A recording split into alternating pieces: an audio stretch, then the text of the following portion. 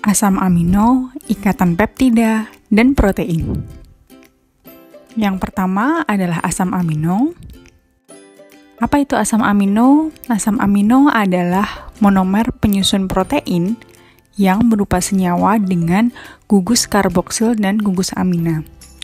Dapat dilihat di sebelah kanan slide terdapat struktur umum asam amino, di mana setiap asam amino tersusun atas satu atom karbon yang mengikat atom hidrogen, gugus amino, gugus karboksilat, dan salah satu gugus R yang berbeda, di mana gugus R ini akan menentukan identitas asam amino dan sifat-sifat khasnya. Rantai samping atau gugus R tergantung pada gugus fungsionalnya dapat berupa alifatis, aromatis, asam basa, hidroksilik, mengandung sulfur, atau bahkan amidik. Jumlah asam amino penyusun protein ada 20, berbeda hanya pada rantai sampingnya. Jika kita bandingkan ketiga senyawa yang ada di bawah ini, terdapat senyawa alanin, valin, dan fenilalanin. Seperti yang dapat kita lihat di bagian sebelah kanan, di sini terdapat gugus COOH, di mana merupakan gugus karboksil. Di fenilalanin juga ada, di valin pun juga ada, dan di bagian bawahnya ada gugus amin. Di mana dari ketiga senyawa ini, senyawa amino ini yang membedakan hanyalah rantai sampingnya.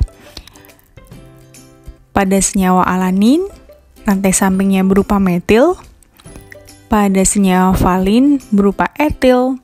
Pada senyawa fenilalanin, gugus rantai samping merupakan aromatik. Jadi, dapat disimpulkan bahwa rantai samping inilah yang membedakan asam amino penyusun protein.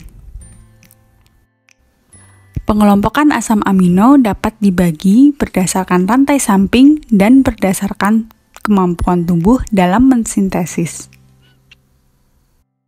Berdasarkan rantai sampingnya, asam amino dikelompokkan menjadi 1. Asam amino nonpolar alifatik, 2. Asam amino polar netral, 3. Asam amino bermuatan negatif, 4. Asam amino bermuatan positif, dan 5. Asam amino aromatik. 1. Asam amino nonpolar alifatik. Seperti yang dapat kita lihat di sebelah kanan, terdapat contoh senyawa asam amino yang memiliki rantai samping berupa gugus alifatik atau rantai lurus. Contohnya ada glisin yang memiliki gugus samping berupa atom hidrogen, alanin ada metil, valin ada propil, leusin, metionin, dan isoleusin. Yang kedua ada asam amino polar netral. Asam amino polar netral berarti memiliki momen dwikutub dari rantai sampingnya. Biasanya dapat dilihat dari ciri-cirinya yang memiliki atom O atau atom S. Contohnya dapat dilihat ada senyawa serin, treonin, cystein, dan lain-lain. Yang ketiga ada asam amino bermuatan negatif. Asam amino bermuatan negatif itu biasanya memiliki gugus karboksil tambahan di bagian rantai sampingnya, yaitu berupa COO sehingga muatannya bisa menjadi negatif. Contohnya ada aspartat dan glutamat. 4. Asam amino bermuatan positif. Dapat dilihat bahwa rantai sampingnya akan memiliki gugus amina, sehingga muatannya akan positif karena aminanya menjadi NH3+. Contohnya ada lisin, arginin, dan histidin. Yang kelima adalah asam amino aromatik. Dapat dilihat bahwa gugus sampingnya atau R-nya berupa senyawa aromatik. Senyawa aromatik itu merupakan senyawa cincin atau siklik yang memiliki ikatan rangkap selang-seling. Ikatan rangkap selang-seling ini biasa disebut ikatan rangkap terkonjugasi. Jika kita perhatikan bahwa ketiga senyawa ini, fenilalanin, tirosin, dan triptofan, memiliki senyawa berupa siklik atau seperti cincin yang memiliki ikatan rangkap selang-seling. Selanjutnya, berdasarkan kemampuan tubuh dalam mensintesis, asam amino dapat dikelompokkan menjadi asam amino esensial dan asam amino non-esensial. Apa itu asam amino esensial? Merupakan asam amino yang tidak dapat disintesis oleh tubuh sehingga kita harus memperolehnya dari makanan yang kita konsumsi. Sedangkan asam amino non-esensial adalah asam amino yang dapat disintesis oleh tubuh. Berikut ini adalah contoh asam amino esensial dan asam amino non-esensial. Seperti yang tadi sudah dijelaskan bahwa terdapat 20 asam amino yang dapat membentuk protein, di mana dalam kategori asam amino esensial terdapat arginin, histidin, isoleusin, leusin, lisin, metionin, fenilalanin, treonin, triptofan, dan valin. Sedangkan untuk asam amino non-esensial memiliki contoh alanin, prolin, glisin, serin, sistein, tirosin, asparagin, glutamin, asam aspartat, dan juga asam glutamat. Selanjutnya adalah penamaan asam amino. Berdasarkan penamaan IUPAC, asam amino itu memiliki nama yang sangat panjang dan sulit diingat, sehingga penamaan yang sering digunakan merupakan penamaan umum. Namun, penamaan umum ini juga sudah diakui oleh IUPAC. Jadi, penamaan umumnya bisa menggunakan langsung ya, seperti contoh tadi ada glisin, alanin, prolin, dan sebagainya. Selain itu, karena asam amino ini menyusun protein, kemudian jumlahnya biasanya akan sangat panjang, maka ada singkatan 3 huruf dan juga singkatan 1 huruf. Contohnya glisin. Glisin jika kita singkat dalam 3 huruf akan menjadi gli, untuk 1 huruf bisa menjadi hanya G saja. Baik, berikutnya yaitu sifat penting asam amino. Yang pertama ada optis aktif, kedua Zwitter ion, yang ketiga berperan sebagai asam dan basa, dan yang keempat memiliki pH isoelektrik. Sifat penting yang pertama dari asam amino adalah optis aktif. Optis aktif itu berarti senyawa ini dapat membentuk bayangan cermin, di mana bayangan cermin yang terbentuk akan menggunakan atom C-alfa. Berarti adalah atom C yang nomor 2 ya, di sebelah atom C yang mengikat karboksil. Jadi istilah optis aktif membuat asam amino ini memiliki sifat yang dapat memutar bidang cahaya terpolarisasi. Jadi akibat dari sifat ini kita dapat memiliki 2 konfigurasi yaitu D dan L. Jadi molekul asam amino dikatakan memiliki konfigurasi L apabila gugus NH2 di sebelah kiri atom karbon alfa. Apabila posisi gugus NH2 di sebelah kanan, maka gugus asam amino akan memiliki konfigurasi D. Contohnya, kita dapat menemui asam amino alanin. Dia akan memiliki konformasi L dan juga memiliki konformasi D. Jadi kita bisa bilang L-alanin, asam amino L-alanin, atau asam amino D-alanin. Namun, khusus untuk glisin, dia tidak memiliki sifat isomer optis aktif. Mengapa? Karena rantai samping dari glisin merupakan atom H. Padahal syarat isomer memiliki sifat optis aktif adalah memiliki C chiral, yaitu C yang mengikat 4 senyawa yang berbeda. Padahal glisin ini memiliki 2 senyawa H sehingga tidak memenuhi syarat sebagai atom C chiral. Jadi C-alfa dalam senyawa glisin hanya mengikat 3 molekul yang berbeda, bukan 4 molekul yang berbeda. Sifat penting yang kedua adalah Zwitter ion. Zwitter ion maksudnya adalah asam amino dapat berupa ion positif dan juga berupa ion negatif. Ion positifnya dari mana? Dari gugus amina. Sedangkan ion negatifnya dari mana? Tentu saja dari gugus karboksilat. Jika asam amino berada dalam larutan asam, maka yang terbentuk adalah ion positif. Kenapa ion positif? Karena H+ dari larutan asam akan berikatan dengan COOH.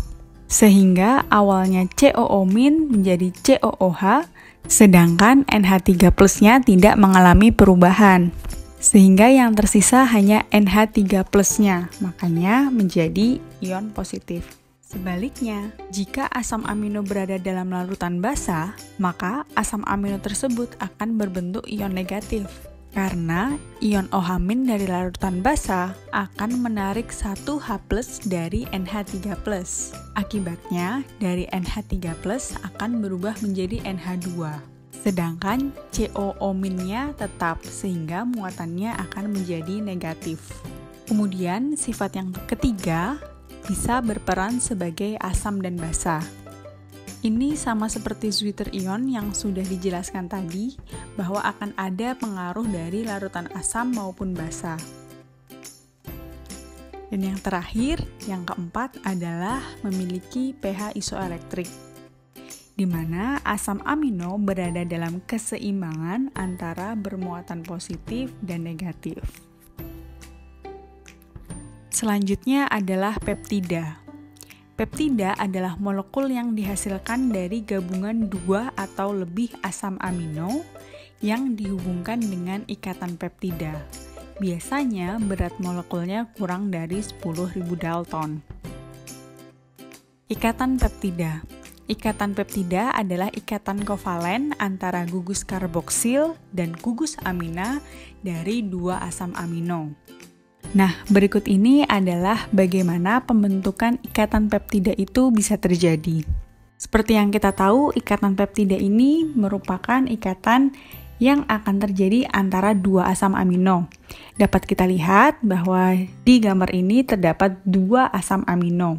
Jadi, karboksil dari asam amino pertama akan berikatan dengan amina dari asam amino yang kedua, membentuk ikatan kovalen antara atom C dan atom N, menghasilkan H2O, di mana ikatan antara C dan N ini merupakan ikatan peptida.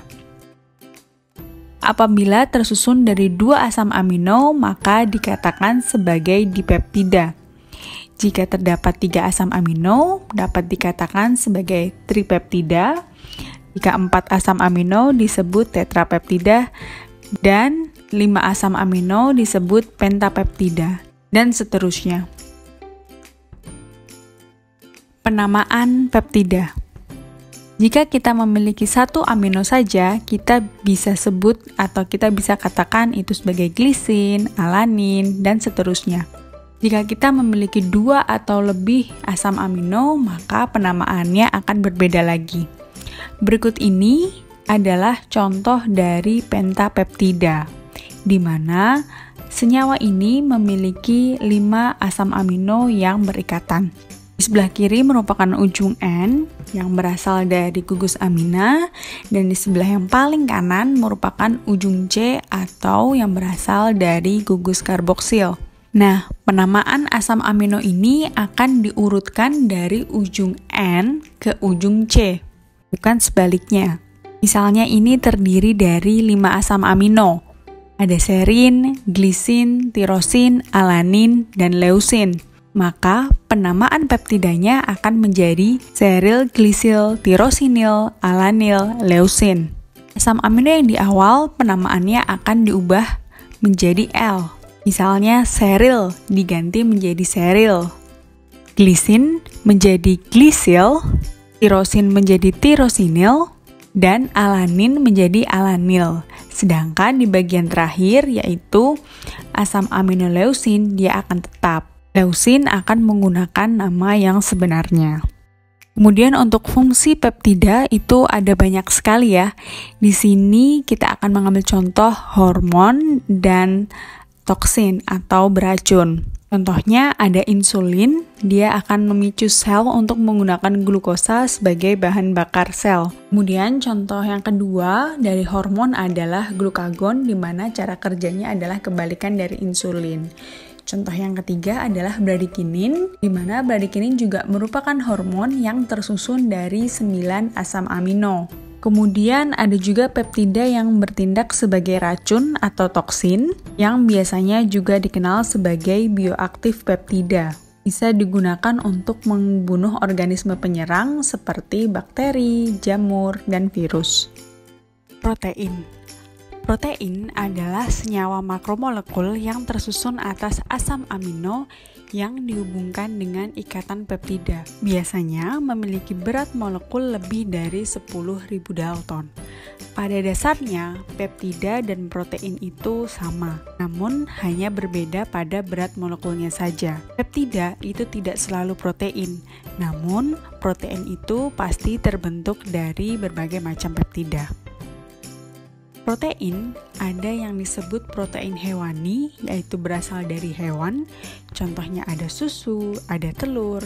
Sedangkan protein nabati merupakan protein yang berasal dari tumbuhan. Contohnya adalah kacang-kacangan. Struktur protein. Struktur protein dibedakan menjadi 4, yaitu primer, sekunder, tersier, dan kuartener. Struktur primer. Struktur 2 dimensi yang menggambarkan urutan asam amino dari suatu protein beserta ikatan peptidanya. Jadi hanya ada ikatan peptida dan ikatan kovalen yang lain. Yang kedua adalah struktur sekunder. Struktur sekunder ini merupakan struktur 3 dimensi yang merupakan hasil pelipatan protein akibat adanya ikatan hidrogen. Ikatan hidrogen ini adalah antara atom O-karboksil dan N-amino. Struktur sekunder yang paling umum dijumpai adalah struktur alpha helix dan beta sheet atau struktur lembar berlipat B, di mana struktur beta sheet ini dibagi menjadi paralel dan antiparalel. 3. Struktur tersier merupakan struktur 3 dimensi hasil pelipatan satu protein akibat adanya ikatan hidrogen, ikatan ion, ikatan disulfida, gaya van der Waals, dan ikatan hidrofobik. 4. Struktur kuartener merupakan struktur 3 dimensi hasil pelipatan dari 2 atau lebih rantai protein akibat adanya ikatan hidrogen, ikatan ion, ikatan disulfida, gaya van der Waals, dan juga ikatan hidrofobik. Nah, ini merupakan gambaran besarnya dari asam amino pada struktur primer, sekunder, tersier, dan kuartener. Dapat dilihat bahwa pada struktur primer itu hanya berupa urutan saja. Sedangkan pada struktur sekunder ada alpha helix dan beta sheet. Pada struktur tersier sudah membentuk lipatan yang sempurna. Sedangkan pada struktur kuartener itu juga sudah merupakan lipatan yang sempurna namun sudah tersusun dari 2 atau lebih asam amino. Dapat dilihat terdapat warna kuning dan merah yang menandakan bahwa 2 asam amino yang berbeda. Klasifikasi protein menurut fungsi. Yang pertama adalah biokatalisator atau enzim, di mana dia mengkatalisis reaksi kimia yang terjadi dalam tubuh. Contohnya adalah tripsin dan DNA polimerase. Fungsi yang kedua yaitu nutrien dan penyimpan, di mana protein yang berperan sebagai cadangan dan nutrisi. Contohnya adalah ovalbumin pada putih telur. Fungsi yang ketiga merupakan fungsi struktural, di mana protein yang berperan dalam membentuk struktur biologi suatu organisme. Contohnya keratin penyusun rambut dan kuku. Fungsi yang keempat adalah protein pertahanan, di mana protein yang berperan dalam pertahanan diri dari organisme lain atau penyakit. Contohnya, imunoglobulin untuk membunuh mikroba. Fungsi yang kelima berupa protein penggerak atau kontraktil, di mana protein yang menyebabkan organisme dapat bergerak. Contohnya miosin dan aktin. Fungsi protein transport, di mana protein yang membawa molekul dalam satu sel ke sel yang lain atau dari satu organ ke organ lain melalui pembuluh darah. Contohnya adalah hemoglobin dalam membawa oksigen. Fungsi yang terakhir yaitu fungsi protein pengatur, di mana protein yang berperan mengatur aktivitas seluler. Contohnya hormon insulin dalam mengatur metabolisme gula. Klasifikasi protein menurut bentuk dibagi menjadi dua, yaitu protein globular dan protein serabut. Pada protein globular, merupakan protein dengan rantai polipeptida yang berlipat-lipat dan membentuk bulatan padat sehingga disebut globular. Contohnya terdapat pada albumin dan juga hemoglobin. Sedangkan pada protein serabut merupakan protein yang bentuknya memanjang pada satu sumbu dan tidak berlipat. Nah, protein jenis ini merupakan protein paralel single aksis yang tidak larut dalam air, namun larut dalam larutan garam. Contohnya ada kolagen, keratin, rambut, kulit, dan juga kuku. Sekian dan terima kasih.